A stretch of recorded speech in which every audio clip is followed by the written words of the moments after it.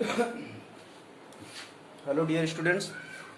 तो आज हम लोग एडियाबेटिक प्रोसेस पूरा डिटेल में डिस्कस करेंगे। जैसा कि हम लोग जानते हैं कि एडियाबेटिक प्रोसेस में हीट एक्सचेंज जीरो होता है। Let for n mole of an ideal gas, कोई आइडियल गैस रखा है किसी कंटेनर में, तो delta E equals to Q plus W। Q हो गया जीरो, तो delta E equals to W हो गया, तो D इक्वल्स टू DW लिख सकते हैं। D को हम लोग लिख सकते हैं NCV/dt और DW को हम लोग लिख सकते हैं माइनस इंटीग्रल PdV। अब अगर हम रिवर्सिबल प्रोसेस लेके चले, PXT रिवर्सिबल प्रोसेस लेके चले, तो PXT P गैस के बराबर होगा, जिसको हम लोग P लिखेंगे, और P इक्वल्स टू nRT/VV लिखेंगे। और हमारा एक्सपांसन जो है वो V initial to V final हुआ है, तो इसको हम लोग लिख सकते हैं NCV/dt equals to minus nRT/V dV, V initial to V final, n से n कैंसिल, तो इसको हम लोग लिख सकते हैं। अब इंटीग्रल लगाने की जरूरत नहीं है, dW है, तो n कैंसिल हो जाएगा, तो CV/dt, t को इधर लेते हैं, CV/dt/t equals to minus R integral dV/V। तो ये हो जाएगा CV/ln, दोनों साइड को अगर हम लोग इंटीग्रेट कर दें,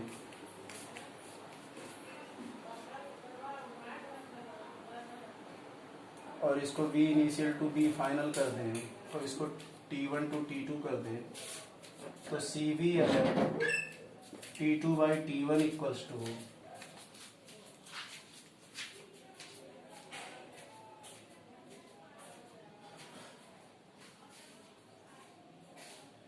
minus R/ln V2/V1 minus R/ln V2/V1।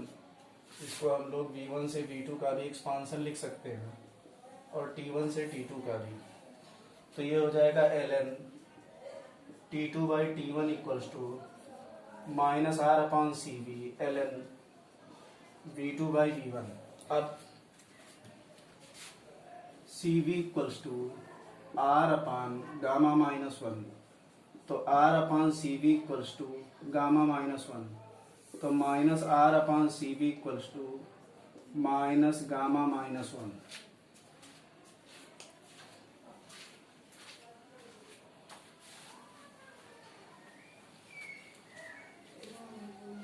तो डेरिवेशन टाइप का है। हमने इसको delta E equals to Q plus W, Q zero हो गया। एडियाबेटिक प्रोसेस है, अनमोल आइडियल गैस है, रिवर्सिबल प्रोसेस है, तो P एक्सटर्नल P गैस के बराबर हो गया, P equals to nRT/V। Differential form में हम लोग ऐसे लिख लेंगे NCV/dt equals to minus PXT/dV, और P गैस के बराबर है तो nRT/V, और V1 टू V2 एक्सपेंशन है, T1 टू T2, तो ये यहाँ तक आ गया हमारा।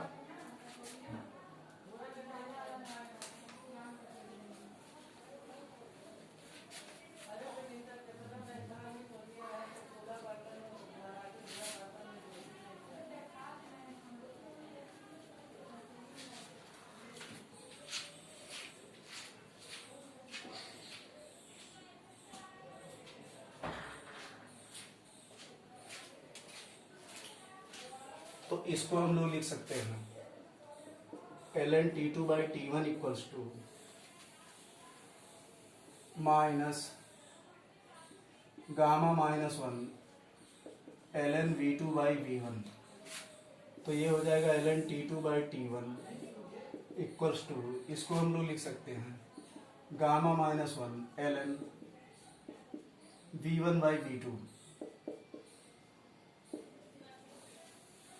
तो ये हो जाएगा ln T2 by T1 equals to ln V1 by V2 to the power gamma minus one. ln हटा देंगे तो T2 upon T1 equals to V1 upon V2 to the power gamma minus one. तो यहाँ से आ जाएगा T1 V1 to the power gamma minus one equals to T2 V2 to the power gamma minus one, या फिर TB to the power gamma minus one equals to constant.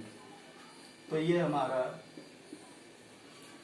आइडियाबेटिक process का law हो गया, जैसे बॉयल्स लॉ होता है। अब T को हम लोग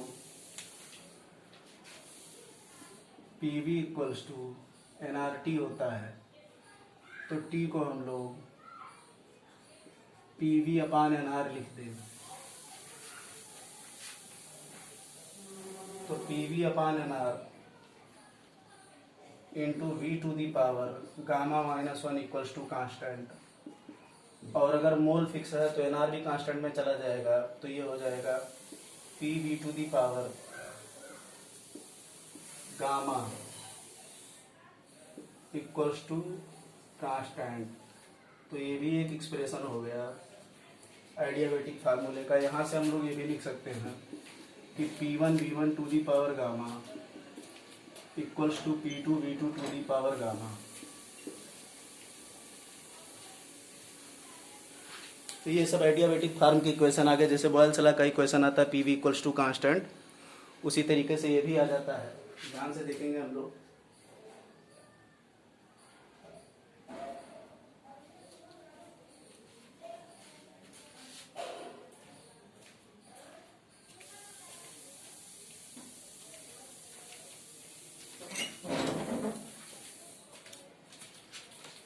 और अब अगर हम लोग यहाँ से B को nRT अपान P लिख दें और इसमें रख दें, तो ये आ जाएगा P1, यहाँ पर रख दें B को nRT upon P to the power gamma equals to constant. तो फाइनल आ जाएगा P1 to the power gamma minus one, P to the power gamma minus one, T to the power gamma equals to constant. तो ये भी, तो एक equation ये, एक इक्वेशन ये और एक इक्वेशन ये तीनों एडियाबेटिक प्रोसेस के इक्वेशन हैं। और यहाँ से हम लोग इसको P1 to the power gamma minus one, T1 to the power gamma equals to P2 to the power gamma minus one, T2 to the power gamma, ऐसे भी इसको लिख सकते हैं।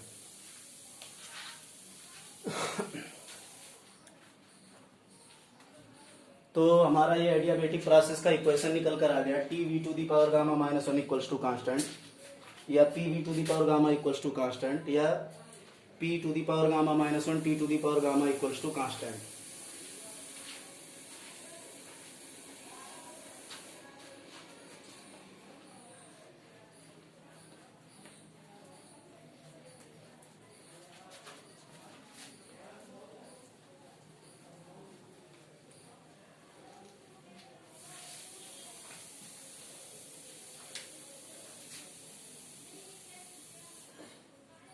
Work done in adiabatic process.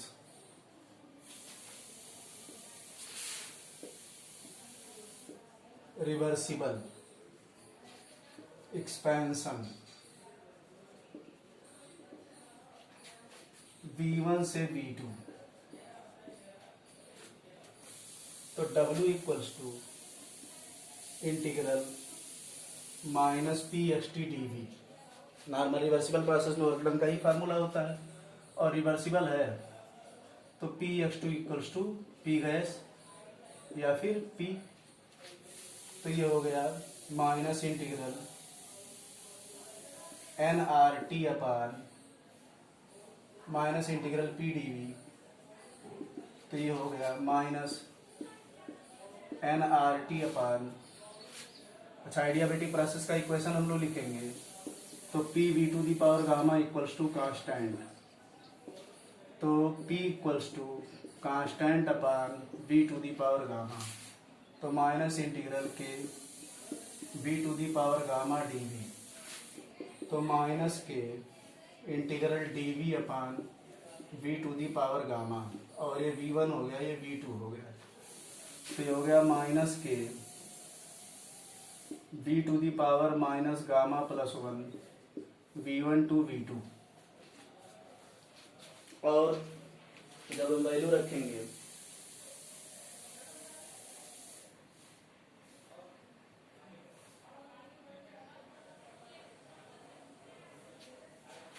तो W equals to minus K v2 to the power minus gamma plus 1 minus v1 to the power minus gamma plus 1,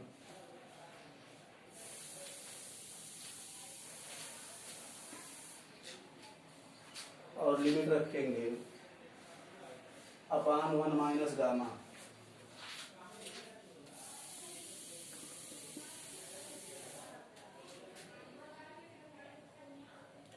तो W equals to, इसको 1 minus gamma को गामा माइनस 1 लिख देंगे, और K की value P1 V1 to the power gamma equals to P2 V2 to the power gamma रख देंगे। तो जब इसके साथ मल्टीप्लाई करेंगे तो minus P2 V2 to the power gamma V2 to the power minus gamma plus 1 minus minus P1 V1 to the power gamma V1 to the power minus gamma plus 1 upon gamma minus 1।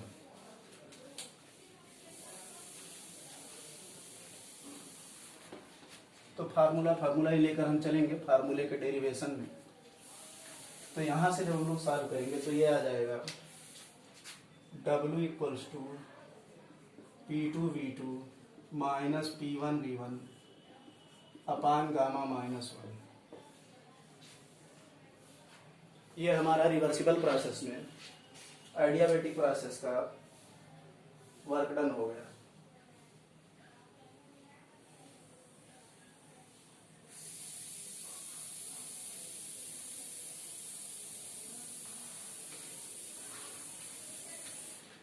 Irreversible process में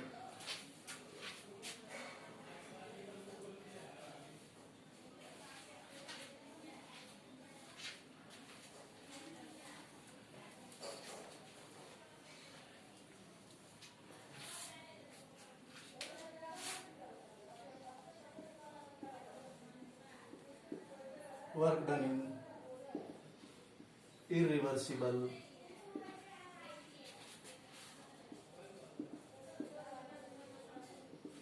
adiabatic process।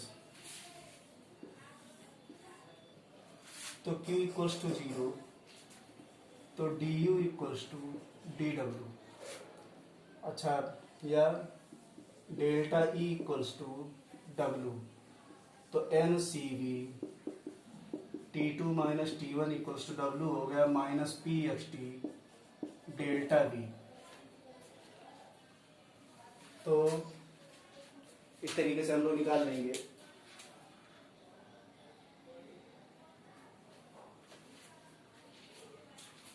और अगर हम लोग रख दें यहाँ पर तो ये हो जाएगा R upon gamma minus 1 T2 minus T1 equals to minus PXT delta V।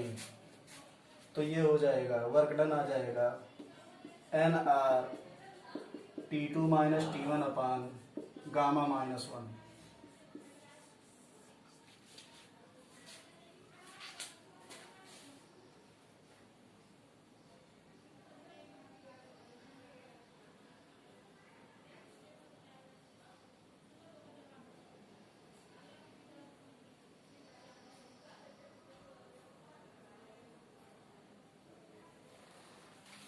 ये हमारा इरिवर्सिबल प्रोसेस के वर्क डन में, इरिवर्सिबल प्रोसेस के केस में वर्क डन हो गया। अब एक बहुत फंडामेंटल प्रॉब्लम खड़ी ये होती है,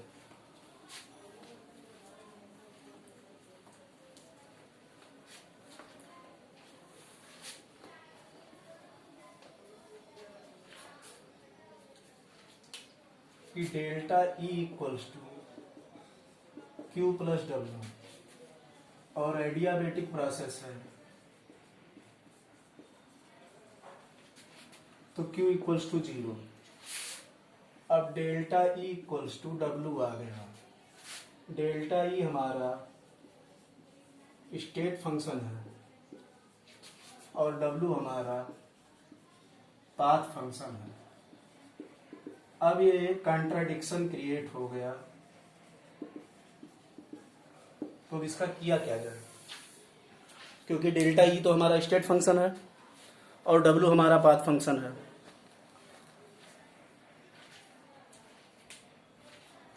अब मान लो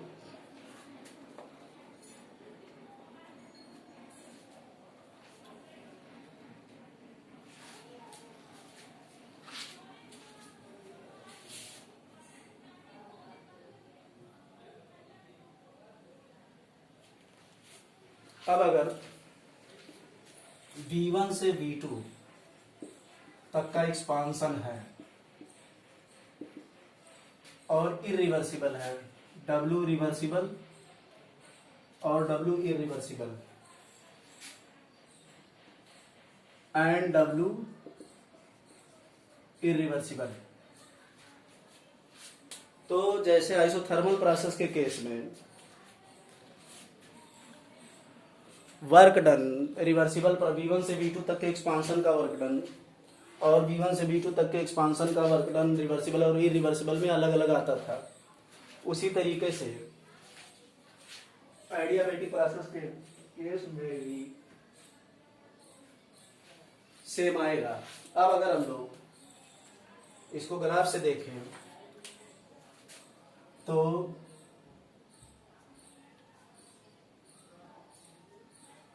PV इक्वल्स टू कांस्टेंट, ये हो गया आइसोथर्मल प्रोसेस,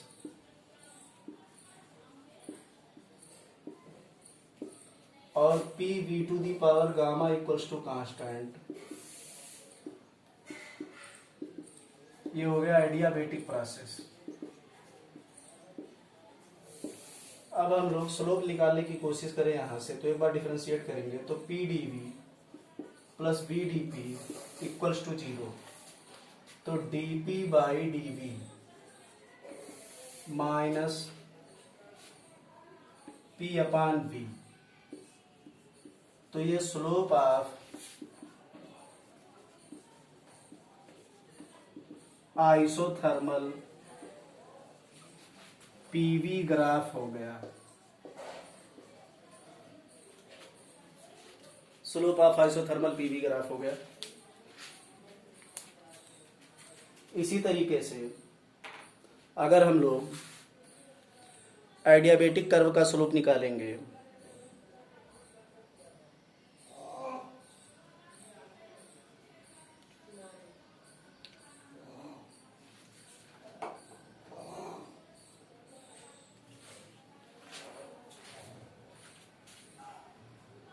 तो ये हमारा slope of isothermal PV graph हो गया।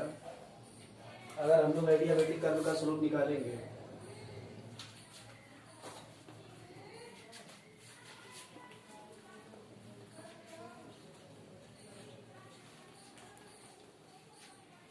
ये हम लोग इसलिए डिस्कस कर रहे हैं क्योंकि हम लोग ये देखना चाहते हैं कि रिवर्सिबल एक्सपांशन और इरिवर्सिबल एक्सपांशन में सेम V1 से V2 का वर्क डन अलग अलग आता है, और वो तो अलग अलग आएगा ही। दोनों में क्या डिफरेंस है आइसोथर्मल और एडियाबेटिक में? PV to the power gamma equals to constant, तो P dV, तो इसका हो जाएगा gamma V to the power gamma minus 1 dV plus V dP equals to 0, तो dP by dV equals to minus gamma PV to the power gamma minus 1 upon V,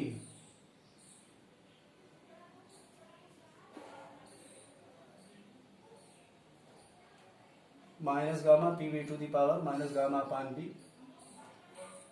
तो इसको इधर लेकर आएंगे तो dP by dV equals to minus gamma P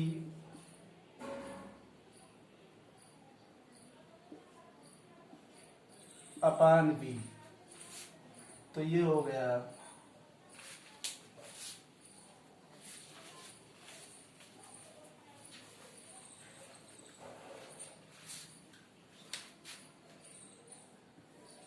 slope of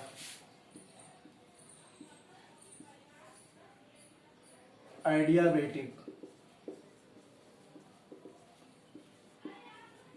PV graph. और अगर हम लोग ध्यान से देखें तो dp by dv adiabatic equals to minus gamma या gamma times dp by dv isothermal. तो मतलब आइडियाबैटिक का कर्व मोर स्टीपर है, adiabatic PV curve is more steeper than isothermal PV graph for same expansion। इसका उल्टा compression भी true हो सकता है। तो यहां से हम लोगों ने देखा, अच्छा एक जैसा ग्राफ आएगा तो ये बात बड़ी आसानी से दिखाई जा सकती है कि इरिवर्सिबल प्रोसेस का वर्क डन ड्यूरिंग एक्सपेंशन, इसको हम लोग दिखा सकते हैं।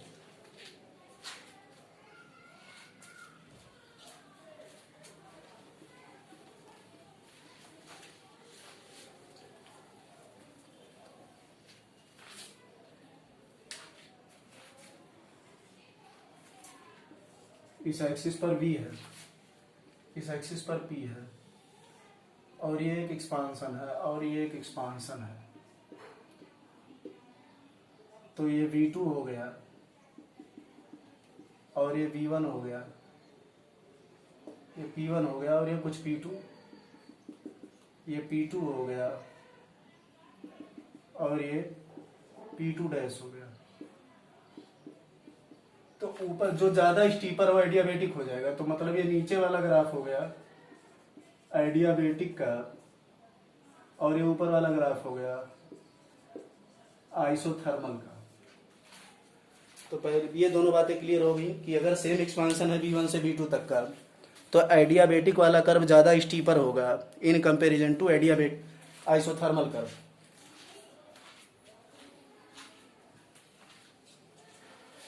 अब अगर हम लोग बात करें कि रिवर्सिबल एक्सपेंशन और इरिवर्सिबल एक्सपेंशन हमने आइडियाबैटिकली किया v1 से v2, तो दोनों में क्या डिफरेंस आएगा। तो दोनों का वर्क डन हम लोग अलग अलग दिखा सकते हैं। तो अगर हम लोग वर्क डन इन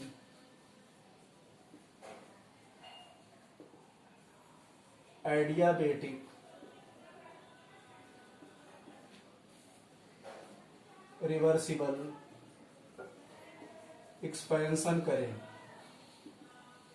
तो work done in adiabatic reversible expansion अगर हम लोग लिखेंगे तो मान लो ये v1 से v2 तक का एक्सपेंशन हुआ। तो अब हमारे सामने केवल आइडियाबैटिक है। तो ये एरिया अंडर द कर्व हो गया। तो ये हो गया W रिवर्सिबल v1 से v2। और इसी तरीके से जो कि हमारा आ जाएगा फाइनल, मान लो किसी p2 तक आया था v1 से v2 और p1 से p2 तक का एक्सपांशन हुआ था। तो W reversible p2 v2 minus p1 v1 upon gamma minus 1 work done in adiabatic irreversible expansion अगर हम लोग लिखेंगे अगेंस्ट कांस्टेंट एक्सटर्नल प्रेशर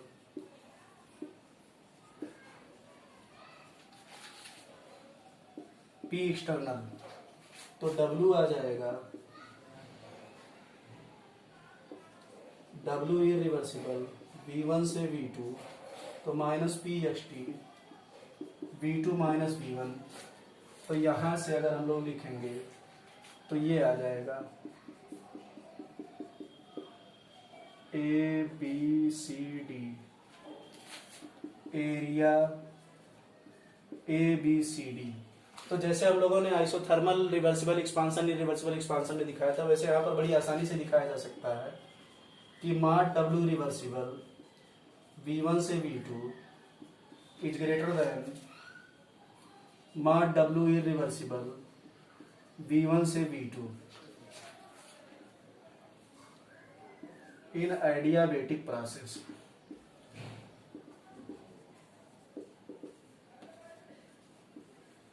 तो पहले हम लोगों ने आइसोथर्मल और आइडियाबेटिक का कंपैरिजन किया, आइसोथर्मल रिवर्सिबल एडियाबेटिक रिवर्सिबल। फिर हम लोगों ने देखा कि एडियाबेटिक का कर्व ज़्यादा स्टीपर होता है in comparison to isothermal curve. उसके बाद हम लोगों ने एडियाबेटिक एक्सपेंशन किया V1 से V2 और रिवर्सिबल एक्सपेंशन, और उसके बाद इरिवर्सिबल एक्सपेंशन किया। और रिवर्सिबल जैसे रिवर्सिबल आइसोथर्मल के केस में आइसोथर्मल रिवर्सिबल और आइसोथर्मल इरिवर्सिबल के केस में रिजल्ट मिल रहा था, सेम टाइप का रिजल्ट हमको यहाँ पर मिलेगा एडियाबेटिक रिवर्सिबल और एडियाबेटिक इरिवर्सिबल के केस में। अब इसके जो कॉन्सिक्वेंसेस होंगे वो हम लोग देखेंगे, क्योंकि एडियाबेटिक प्रोसेस में W हो जाता है 0। तो इन एडियाबेटिक प्रोसेस ये हमेशा आएगा 1 स्टेप 2 स्टेप। तो in adiabatic process Q equals to 0 आता है, तो delta E equals to W।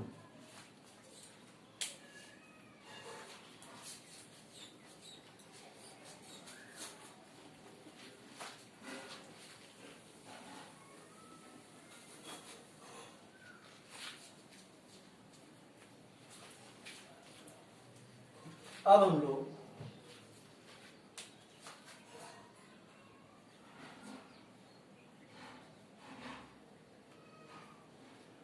Delta E equals to W reversible और delta E equals to W irreversible V1 से V2 V1 से V2।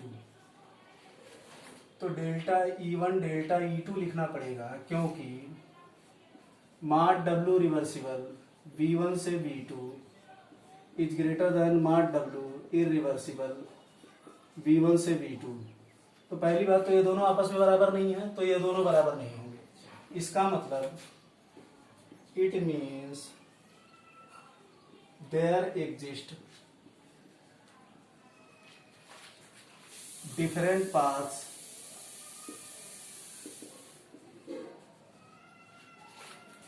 For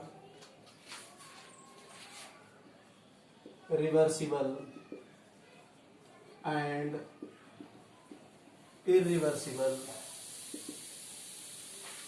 expansion or compression।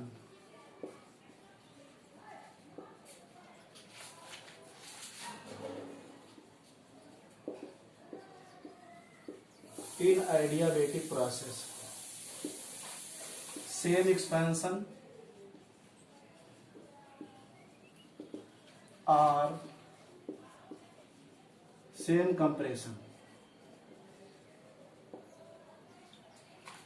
क्योंकि दोनों work done अलग है, दोनों चेंज इन इंटरनल एनर्जी अलग अलग होंगी। अब दोनों वर्क डन अलग है, तो इसका रिजल्ट क्या होगा? इसका मतलब एडियाबेटिक का अलग से बनेगा और इसका अलग से बनेगा।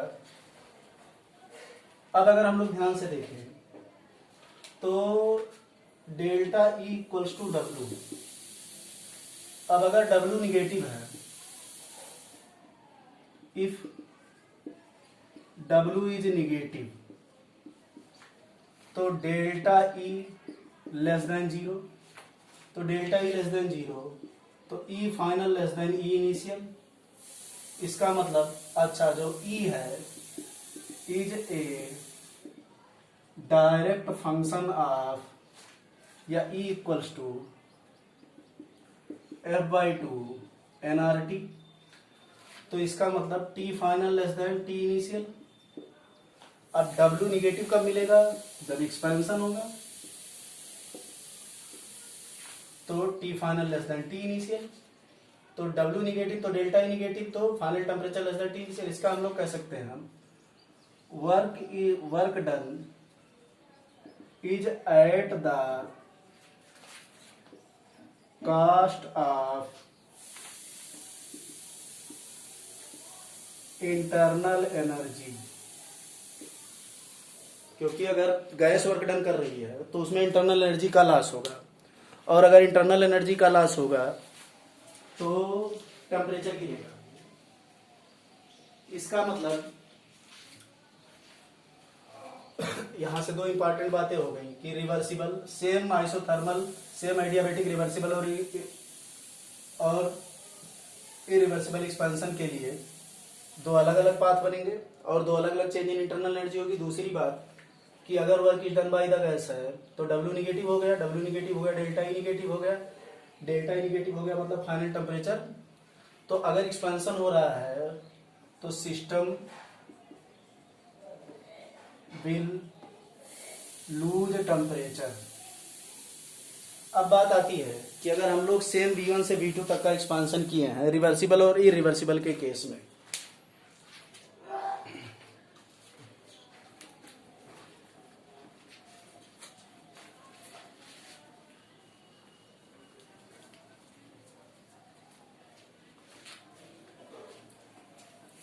अब हम लोग सेम एक्सपेंशन लेकर चले एडियाबैटिक एक्सपेंशन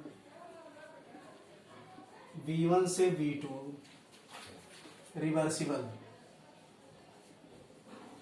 तो हम लोग लिखेंगे delta E1 equals to W reversible V1 से V2, और इरिवर्सिबल के केस में एक्सपेंशन। अच्छा, अब यहां पर इनिशियल टेम्परेचर सेम था तो delta E1 E final minus E initial less than 0 हो जाएगा क्योंकि एक्सपेंशन है। तो T final reversible minus T initial less than 0, तो T final reversible less than T initial तो आएगा ही। यहां पर अगर हम लोग देखें तो delta E2 equals to W irreversible V1 से V2। तो यहां पर इसको हम लोग लिखेंगे T final irreversible minus T initial less than 0, तो T final irreversible less than T initial. अब बात यह आती है कि दोनों में बड़ा कौन सा होगा। तो माड W रिवर्सिबल V1 से V2 ग्रेटर देन माड W इरिवर्सिबल V1 से V2। तो ये वाला वर्क डन ज्यादा बड़ा है तो यहाँ पर ड्रॉप इंटरनल एनर्जी में ज्यादा हुआ होगा। तो मतलब ये जो ड्रॉप हुआ है T final reversible minus T initial, ये greater than T final irreversible minus T initial रहा होगा। ज्यादा ड्रॉप हुआ है, वर्क डन ज्यादा है तो इंटरनल एनर्जी में ज्यादा ड्रॉप हुआ। इंटरनल एनर्जी में ज्यादा ड्रॉप हुआ तो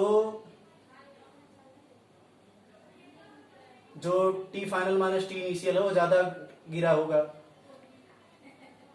अब ये वर्क डन ज्यादा बड़ा है तो हम लोग ये कह सकते हैं कि जो रिवर्सिबल का टेम्परेचर है,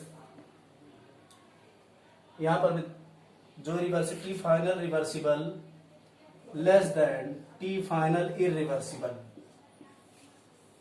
तो इरिवर्सिबल के केस में irreversible final temperature is greater than reversible. इसको हम लोग ऐसे भी समझ सकते हैं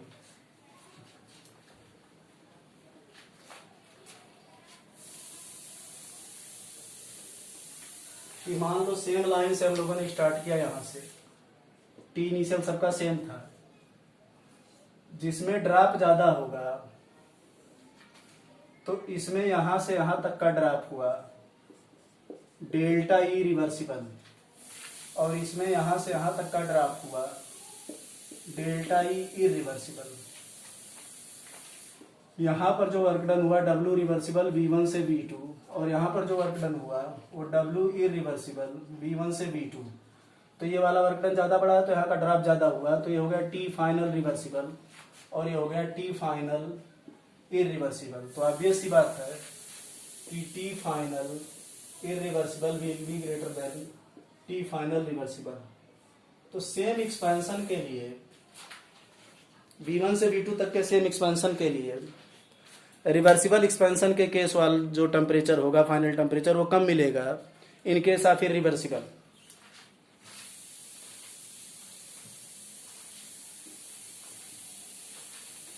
इसी तरीके से अगर हम लोग देखें कि जब एडियाबेटिक कंप्रेशन हो रहा है तब, तो अगर एडियाबेटिक कंप्रेशन हो रहा है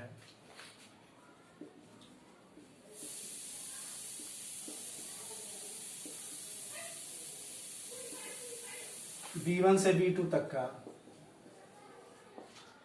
तो माड W जो आइसोथर्मल माड W रिवर्सिबल V1 से V2 या V2 से V1 ये लेस देन आता है W इरिवर्सिबल V2 से V1।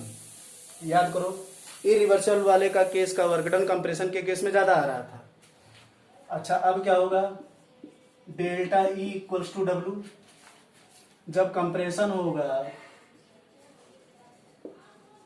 तो W पॉजिटिव, W पॉजिटिव मतलब डेल्टा ई ग्रेटर देन 0, इसका मतलब T final greater than T initial. तो एडियाबेटिक कंप्रेशन के केस में टेम्परेचर इंक्रीजेज। अब जिस केस में वर्क डन ज्यादा बड़ा होगा उस केस में टेम्परेचर ज्यादा इंक्रीज किया होगा, तो माड W इरिवर्सिबल V2 से V1 हम लोग कंप्रेशन डिस्कस कर रहे हैं ग्रेटर देन माड W रिवर्सिबल V2 से V1, तो यहां पर टेम्परेचर ज्यादा राइज किया होगा, temperature will rise more than in comparison to temperature in reversible. तो फिर से हम लोग कह सकते हैं कि T final irreversible greater than T final reversible. तो इसको हम लोग ऐसे बना सकते हैं कि मान लो ये T इनिशियल है और यहां पर ये यहां से यहां तक का W इरिवर्सिबल V2 से V1 और यहां से यहां तक का W रिवर्सिबल V2 से V1। तो ये हो गया T फाइनल रिवर्सिबल और ये हो गया T फाइनल इरिवर्सिबल। तो जहां पर वर्क डन ज्यादा है वहां पर टेम्परेचर ज्यादा राइज किया, तो फिर से ये बात आ गई। इसका मतलब अब हम लोग आसानी से इसको अगर समराइज करें तो हम लोग ये कह सकते हैं कि चाहे इरिवर्सिबल सेम एक्सपांशन की बात की जा रही है या सेम कंप्रेशन की, तो चाहे सेम V1 से V2 तक का एक्सपेंशन हो और चाहे सेम V2 से V1 तक का कंप्रेशन हो, दोनों ही केस में एडियाबेटिक प्रोसेस में इरिवर्सिबल वाले का टेम्परेचर ज्यादा आएगा। तो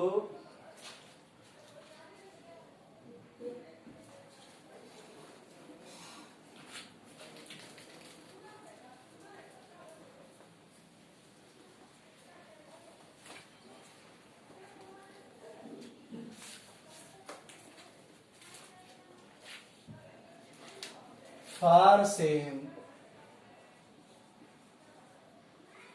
expansion or same compression, final temperature in irreversible process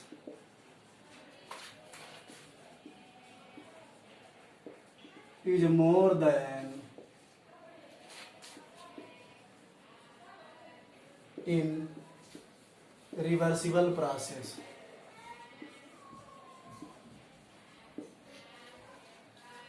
मतलब अगर एक्सपेंशन है,